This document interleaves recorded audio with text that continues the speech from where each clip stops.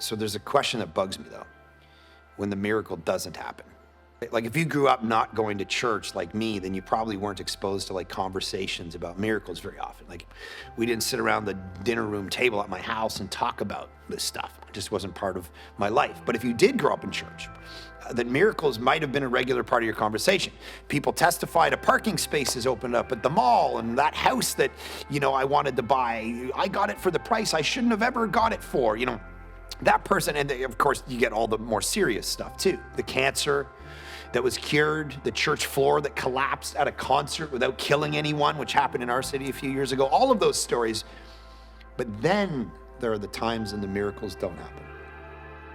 My dad and then my stepdad both died of lung disease, and I prayed for them every day that they would be healed. See, every time we celebrate a miracle, the backside to that celebration is a question. Why not that one miracle I needed? Why not just one more in the life of that family, that mother, that child, or me?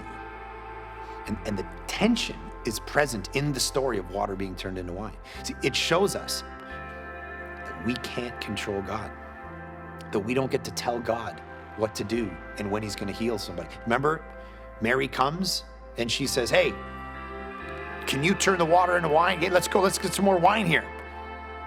And Jesus goes, woman, it's not my time. In other words, you don't get to tell me how or when or if I'm gonna heal somebody or do your miracle.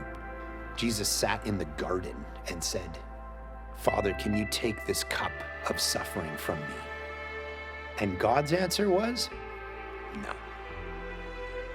In the midst of all the pain, there's stuff happening here in your life, Jesus. We can't see necessarily. There's a story going on though, which I'm over. And all of this has a place in it. Jesus, in his teachings, actually promises that not one sparrow will fall to the ground apart from the will of your Father. But he says that in the midst of dire warnings to the 12 disciples, predicting their persecution and death. Think about that. It's not that we won't face trial and difficulty in our lives if we follow Jesus, but that we're safe in doing so. Even if, and inevitably when, his answer to our prayer for a miracle is no.